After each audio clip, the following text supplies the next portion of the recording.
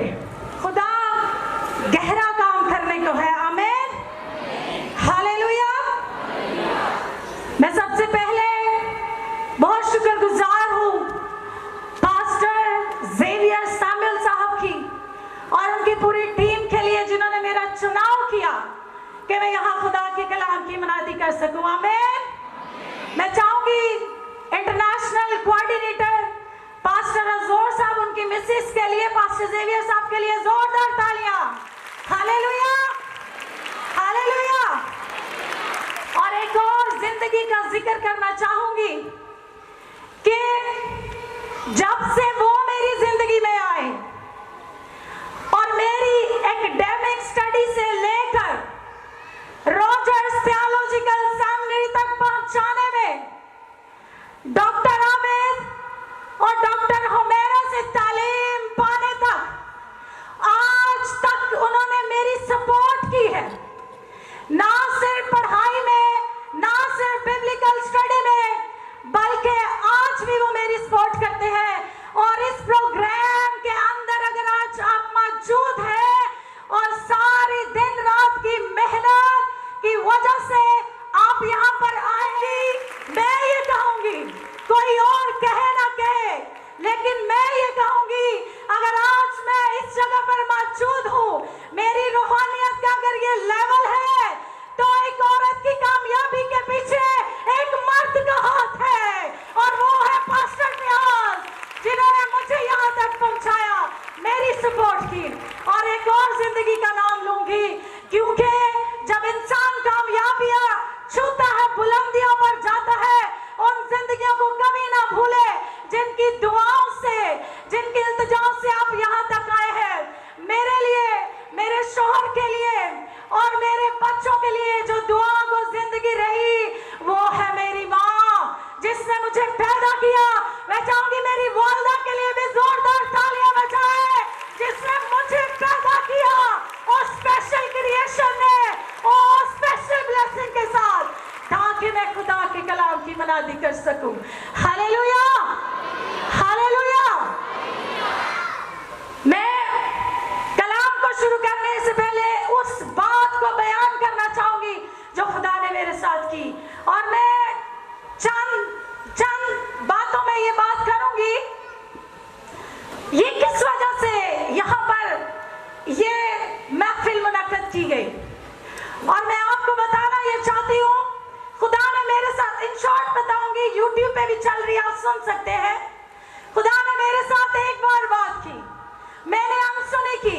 खुदा ने मेरे साथ 2 बार बात की। मैं सोचती थी मेरा ख्याल है, इसलिए मैं ये बात कर रही हूँ, लेकिन क्या है कि खुदा ने तीसरी बात मेरे साथ ख्वाब के जरिए से की, और ख्वाब में खुदा ने मुझे दिखाया बहुत सारी जिंदगियां, बहुत सारे ईमानदार, आम ईमानदार भी, और बहुत सारे अपनी दुनियावी जिंदगी बसर करने वाले लोग भी। और खुदा ने मुझे कहा, देख इनकी जिंदगी कैसी है। मेरी नजरें सवाल करती और खुदा जवाब देता, और मैंने उनको देखा कि उनमें कामयाबी नहीं है। शॉर्ट बताऊंगी, और फिर खुदा ने कहा इनसे कलाम कर। मैंने कलाम किया, किसी ने सुना, किसी ने ना सुना। फिर खुदा ने कहा फिर कलाम कर, फिर किसी ने सुना और किसी ने अनसुनी कर दी। फिर खुदा ने मुझे कहा इनके बीच में जा, उतर जा इनके बीच में, इनको बता कि इनकी जिंदगी में कामयाबी क्यों नहीं है। फिर मैं मुख्तलिफ चर्चिस के अंदर गई, मैंने जगह बजगह यीशु नाम की गवाही दी। उसके अंदर बहुत सारी बहनें हैं जो मेरी सपोर्टर रही, सिस्टर रुबीना ने सबसे बढ़कर, और सिस्टर नौशीन सामुएल ने, इन जिंदगियों ने मेरी इस गवाही में मुझे सपोर्ट किया।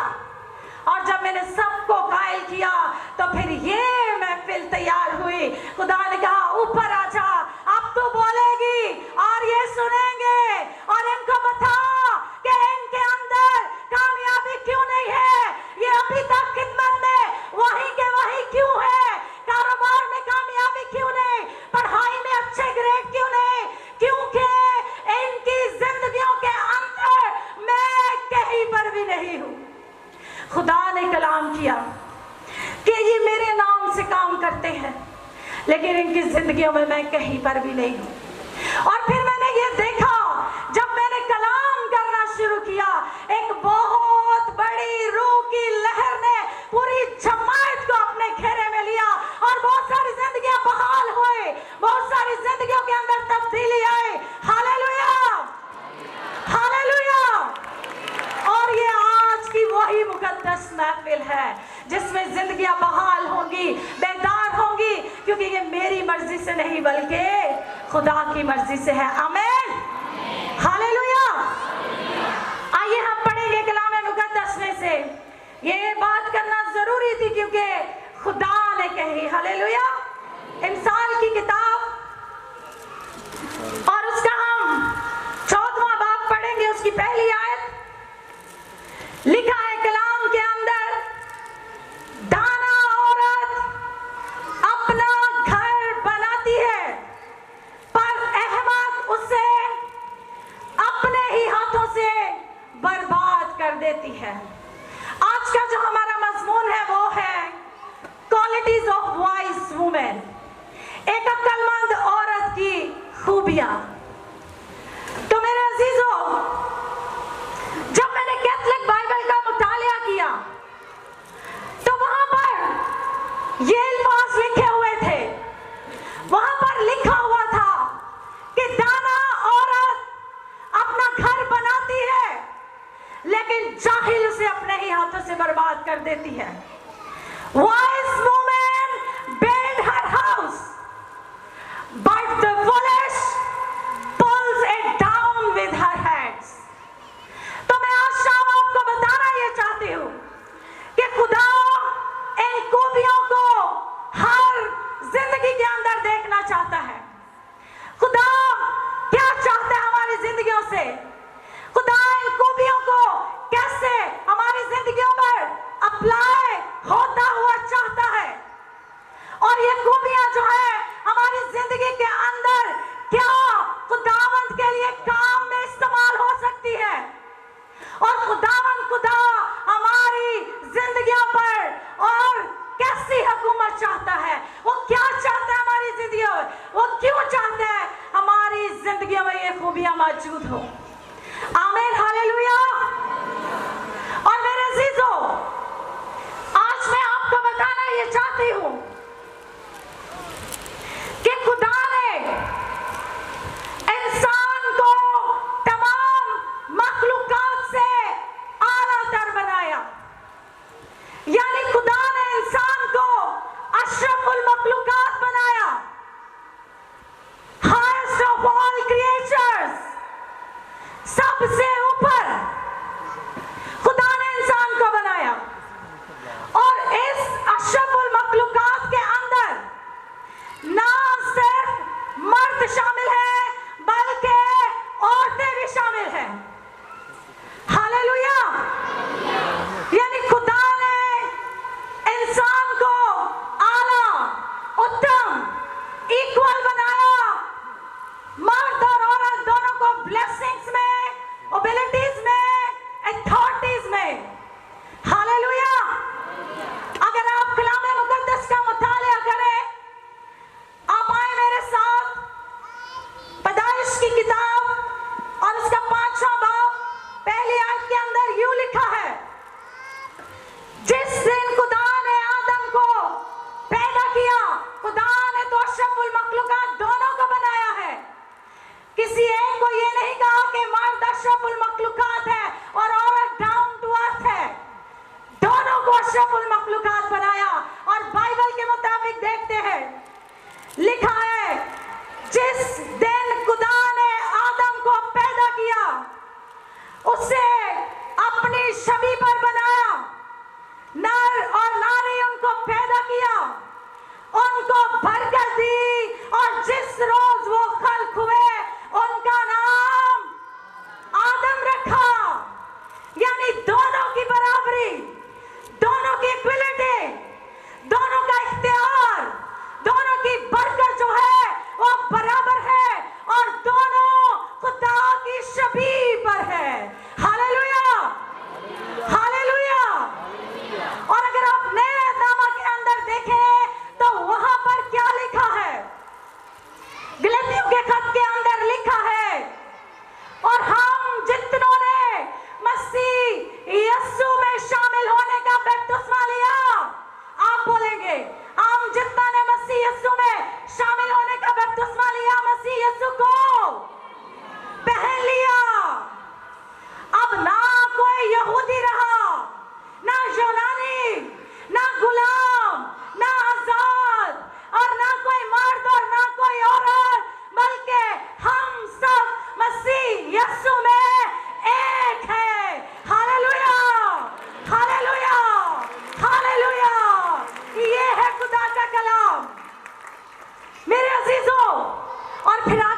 बात बड़ी खूबसूरत लिखी है।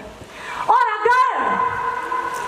अगर हम मसीह के हैं तो इब्राहिम की नस्ल और वादे के मुताबिक वारिस भी है। हालेलुया। खुदा की बेटियां भी इब्राहिम की नस्ल और वादे के मुताबिक वारिस है। मेरे अजीजों, खुदा का कलाम हमें यह सिखाता है कि खुदा ने बराबरी का दर्जा दिया है, खुदा ने कम नहीं बनाया है। मैं ये बताना चाहती हूँ कि हमारे लिए भी खुदावन ने अपनी जान का फिदिया दिया, कोड़े खाए, पसली में बाला खाया, अपने हाथों से पैरों से खून बहाया, कील ठुकवाए और मेरे और तमाम जिंदगियों के गुनाह भी अपने ऊपर ले लिए। वो एक औरत के लिए भी मर गया था, दफन हुआ और तीसरे रोज मुर्दों में से जी उठा। Hallelujah, praise God.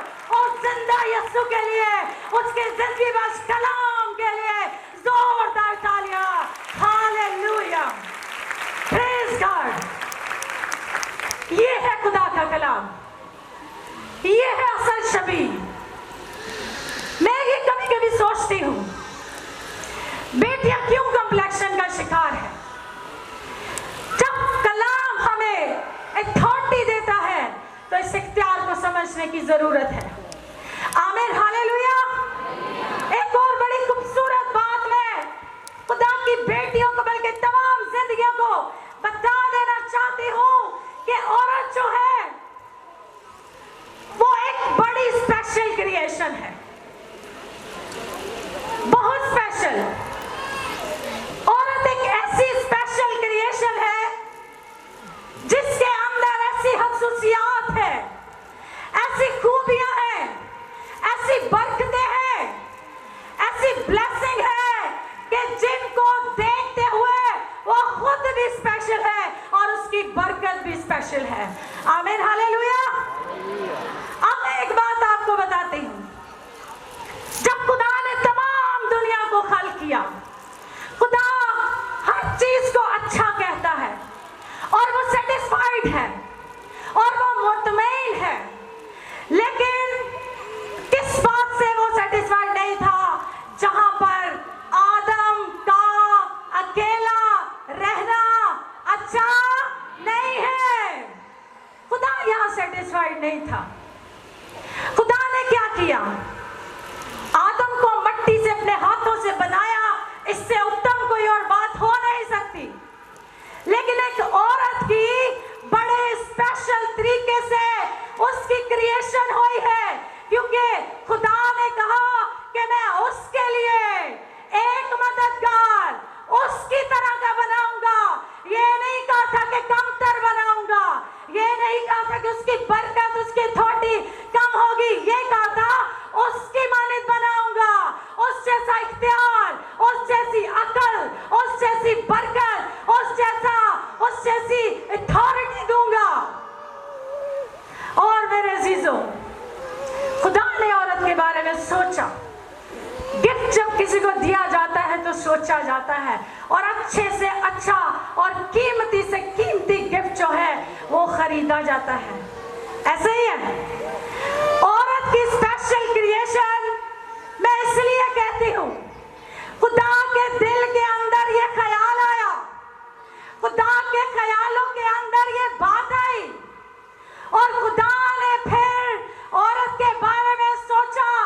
Special creation का फिर जो क्रिएशन हुई वो फिर स्पेशल ऑपरेशन से हुई और ये मट्टी से नहीं पसली से बनाई गई और इस स्पेशल क्रिएशन को फिर स्पेशल ब्लेसिंग दी गई और वो ब्लेसिंग है जन्नत की ब्लेसिंग। हालेलुया, औलाद पैदा करने की ब्लेसिंग। ओह यस जीसस, ये बहुत बड़ी खूबी है जो खुदा ने अपनी बेटियों के अंदर रखी है। हालेलुया। और फिर खुदा ने उसे अक्ल दी, दानिश दी, फहम दिया, हिकमत दी। और याद रखें, जो वाइस वुमेन होती है वो प्राइडफुल होती है, वो पर्पसफुल होती है और वो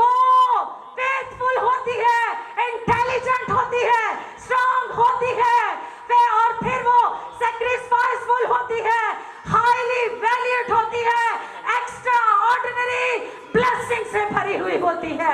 हालेलुया। क्योंकि खुदा जिसे क्रिएट करता है वो कोई आम चीज नहीं होती है।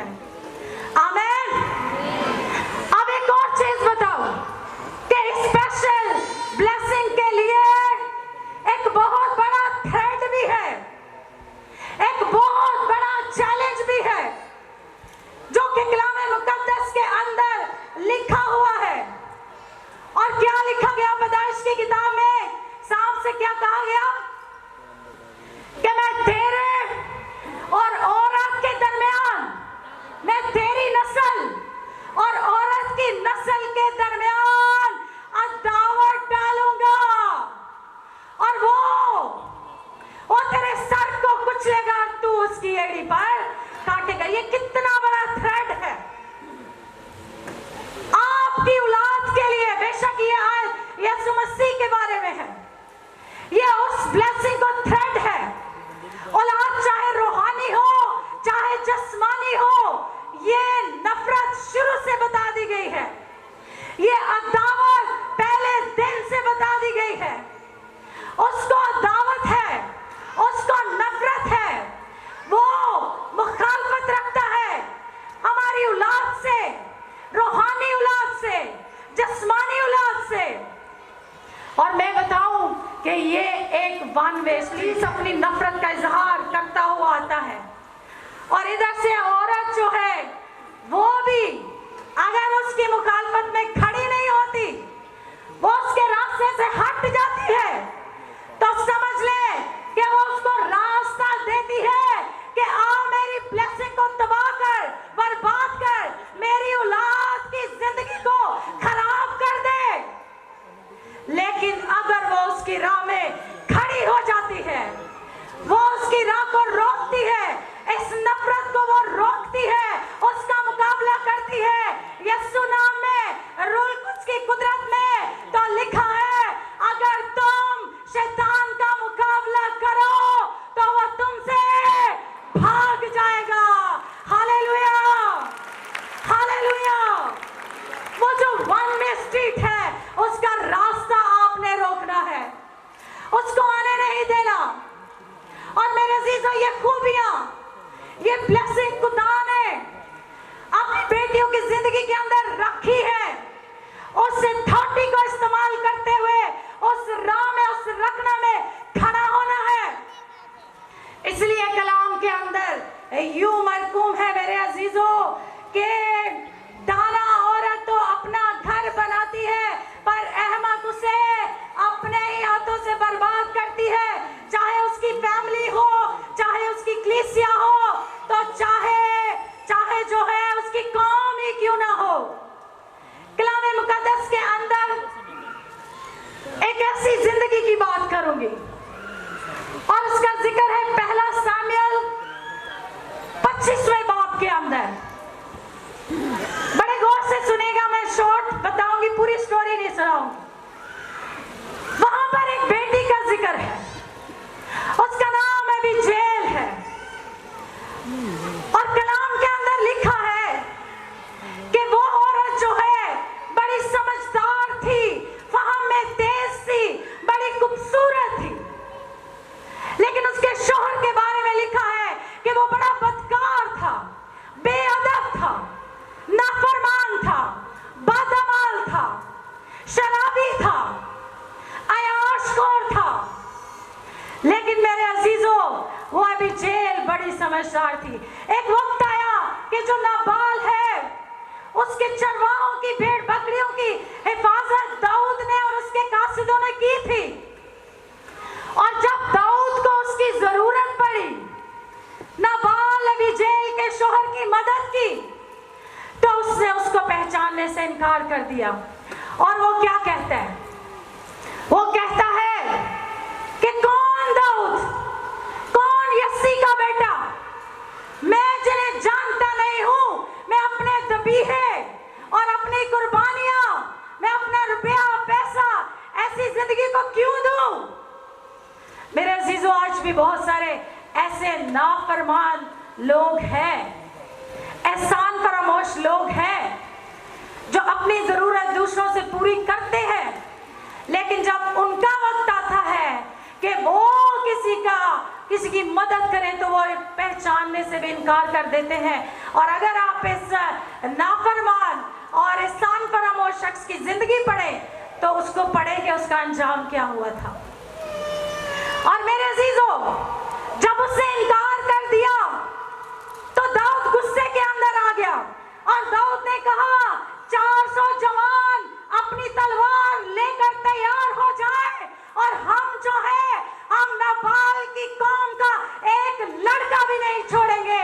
और जब अभी जेल को पता चलता है और उसने क्विक एक्शन किया, फौरन से उसने 200 रोटियां तैयार की, उसने 2 मशकीज़े मैके तैयार किए और उसने भुना हुआ अनाज तैयार किया, उसने खोशे तैयार किए, उसने 200 अंजीर की टिक्कियां तैयार की और गधे पर सवार होकर वो दाऊद की राह में चली गई है कि इससे पहले कि वो आए और हमारी कौम को हलाक करे, उसने क्विक एक्शन किया।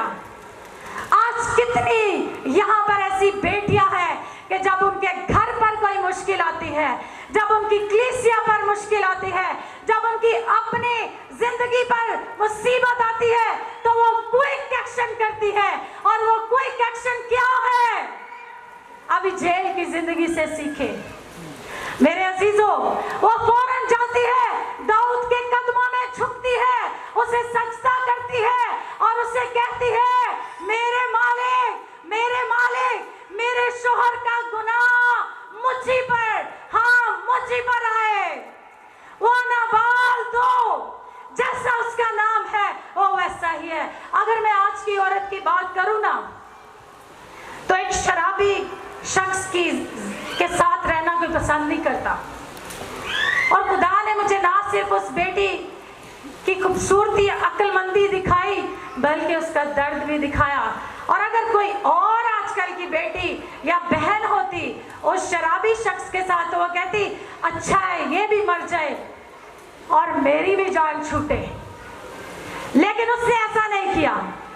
उसने कहा कि ये गुनाह मुझे पर हो, ऐ मेरे मालिक, खुदावंद की हयात की कसम और तेरी जान की सौगंध, खुदा ही ने तुझे खून रेजी से और अपने ही हाथों से अपना इंतकाम लेने से तुझे बाज रखा है। खुदा तेरे घर को सलामत रखेगा। वो नबूवत कर रही है, खुदा तेरे घर को सलामत रखेगा। तू खुदावंद की लड़ाइयां लड़ता रहा है, सारी उम्र तुझ में बुराई नहीं पाई गई है और खुदावंद खुदा तेरे दुश्मनों की जानों को फलाखन में रखकर फेंक देगा। तू इस्राएल का बादशाह होगा। ये उसने कलाम किया। नबूवत की वॉइस वुमेन जो होती है वो नबूवती मसला से भी भरी होती है। आमीन, हालेलुया। प्राइडफुल होती है, वो कुर्बानी देने वाली होती है, क्विक एक्शन करने वाली होती है। और मेरे अजीजों, अब मैं इसको शॉर्ट की तरह जाऊंगी। और जैसे ही उसने ये कलाम किया और दाऊद क्या कहता है? दाऊद कहता है कि तेरी अक्लमंदी मुबारक हो और तू खुद भी मुबारक हो, क्योंकि अगर तू जल्दी ना करती तो मैं अपने खुदा का गुनाह करता, खून रेजी करता और कलाम से हट जाता। लेकिन तेरी इस जल्दी ने मुझे खून रेजी से क्या किया है? बचाया है। और यहां मैं बताना चाहती हूं कि अभी जेल जो है वो यीशु मसीह की नुमाइंदगी करती है। दाऊद जो है खुदा बाप की नुमाइंदगी करता है। और यहाँ पर नाबाल जो है गुनहगार इंसान को पेश करता है। जैसे यीशु मसीह गधे पर सवार होकर गए और सुलह और सलामती का पैगाम ये जाहिर करता है, ऐसे अभी जेल भी गधे पर सवार होकर गई है। और जैसे उसने अपने शोहर के गुनाहों को अपने ऊपर ले लिया है, ऐसे मेरे और आपके खुदावंद ने मेरे और आपके गुनाहों का भार अपने ऊपर ले लिया था। हालेलुया। जैसे मेरे अजीजों वो दरमियानी बन गई अपने शोहर और दाऊद के दरमियान, इसी तरह अबीगैल भी जो है, जिस तरह वो दरमियानी बनी, मेरा यीशु जो है वो भी दरमियानी बन गया खुदा बाप और गुनहगार इंसान के दरमियान। और जिस तरह उसने दाऊद के सामने मैं पेश की, रोटियां पेश की, इसी तरह ये मेरे खुदावंद के खून और बदन को जाहिर करती है। और इससे हम ये कलाम में पढ़ते हैं कि वो बकरों और बकरियों और बछड़ों का खून लेकर नहीं, बल्कि अपना ही खून लेकर पाक मकान में एक ही बार दाखिल हो गया और अबदी खलासी कराई। Hallelujah, hallelujah. उसके कीमती लहू के लिए जोरदार तालियां। आप सुस्त क्यों हो गए हैं? उसका कीमती लहू जो है, हालेलुया, खुदा ऐसी खूबियां चाहता है। उसने अक्लमंदी के साथ खुद को भी बचाया, शोहर को भी बचाया, अपनी कौम को भी बचाया। और एक आखिरी बात में इसी कहानी की शेर मुझे बड़ी पसंद आई, मुझे बड़ी बरकत मिली। और वहां पर नाबाल की मौत ने अबीगैल के लिए जिंदगी पैदा कर दी, क्योंकि गुनाह की मौत जो होती है वो फिर जिंदगी पैदा करता है। आप जानते इस बात को? जब मेरे यीशु ने अपने ऊपर गुनाह ले लिए, हमारी मुशक्कतें उठाई, तो वो लानती बना और वो मर गया। और फिर वो तीसरे रोज मुर्दों में से जी उठा और अब वो अपनी कलीसिया को लेने के लिए आने वाला है और पाक कलीसिया को लेने के लिए आने वाला है।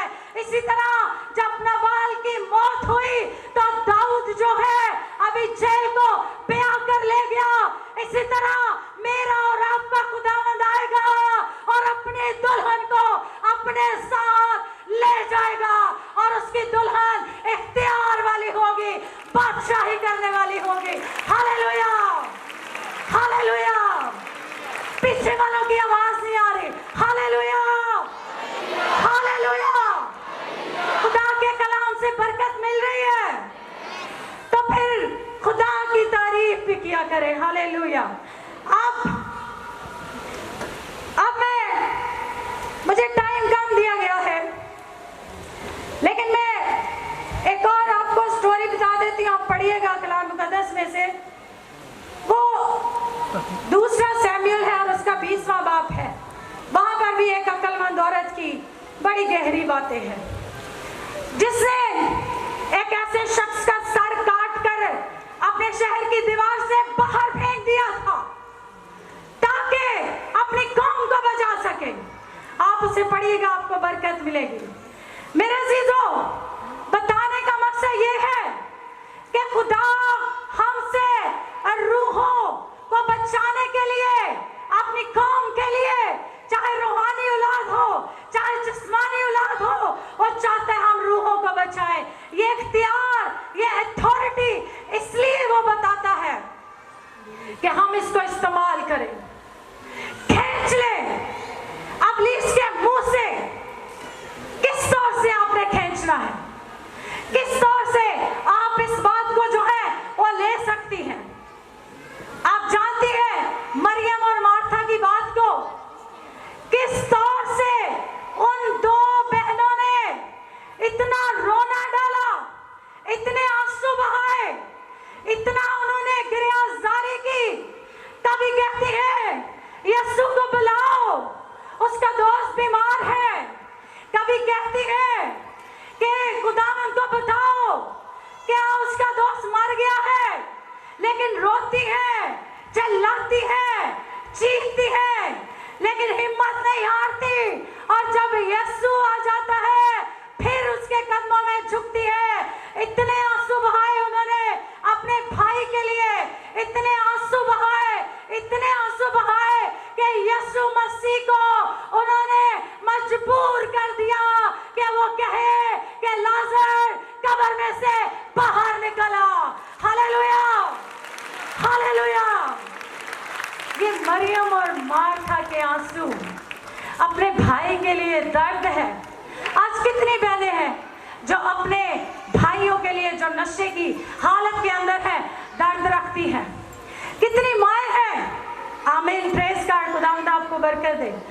कितनी बहनें हैं जो रोती है, चीखती है, खुदा को मजबूर करती है कि वो उनकी तरफ देखे।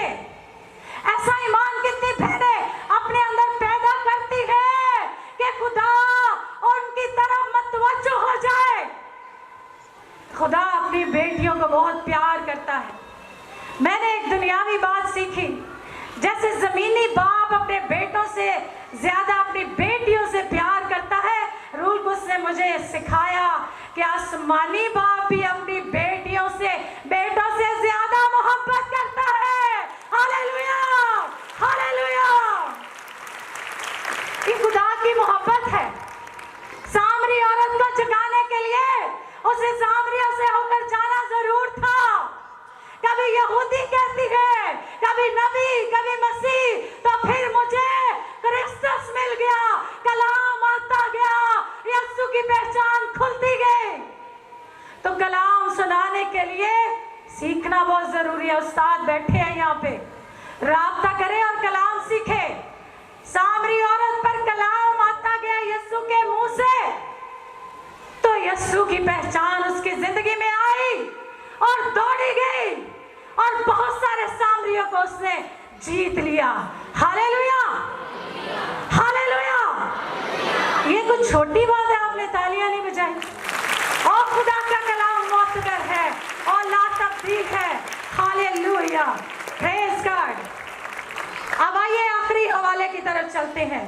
और अब खुदा का रूह आपको छूने को है, आपको टच करने को है। जो निकाल सकते हैं निकाले। मुझे इस बात से भी बड़ी बरकत मिली है। और क्योंकि अगर हम बहाल नहीं, अगर हमारी थॉटी कम है या हम कॉम्प्लेक्शन का शिकार है, तो याद रखें खुदा खुद आया है आपको बहाल करने, आपके थॉटी को बहाल करने। क्योंकि याद रखें गुनाह जो है, नाफरमानी जो है, वो आदम से हुई थी। आंखें तब नहीं खुली थी जब हवा ने फल खाया था, आंखें तब खुली थी जब आदम ने फल खाया था। हुक्म तो आदम को मिला था। आप क्यों परेशान है? हम तो मुंह के आगे आ गए। लेकिन फिर खुदा ने हमें कैसे इज्जत दी कि उसने एक औरत के बदन से ही तजस्सुम लिया और औरत को इज्जत बख्शी। Hallelujah, hallelujah, hallelujah. खुदा इज्जत देना जानता है। और यहाँ पर लूका की अंजील के अंदर लिखा है, वो यायर की बेटी की बात करूंगी, टाइम नहीं है कि उसको पढ़ूं। जब लोग रो रहे थे, जब लोग परेशान थे और उन्होंने कहा उस्ताद को तकलीफ ना दे क्योंकि वो मर गई है, तो यीशु जब आया तो उसने क्या कहा? उसने क्या कहा कि लड़की मरी नहीं बल्कि, ऊंची आवाज में बोले, लड़की मरी नहीं बल्कि।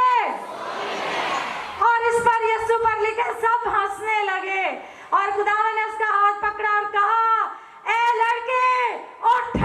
और लिखा है रूह वापस आई। और मेरे अजीजों, उसके अंदर जब उस यीशु मसीह उसके पास आए हैं, उसके करीब आए हैं, उसको उठाने के लिए, उसको खड़ा करने के लिए, तो ये बात जाहिर करती है कि तेरा बादशाह, तेरा खुदावन, तेरा निजात देने वाला, तेरा बुखरा, तेरा अजर, तेरा मालिक, तेरा निजात दहिंदा, इलाहों का इलाहा, खुदावंदों का खुदावंद खुद तेरे पास आया है तुझे जिंदा करने के लिए। और रूह उसने वापस आई और लिखा है वो उठकर बैठ गई। आज भी खुदा का रूह जो है वो आपके पास भी मौजूद है, वहां भी मौजूद है, यहाँ भी मौजूद है। खुदा का रूह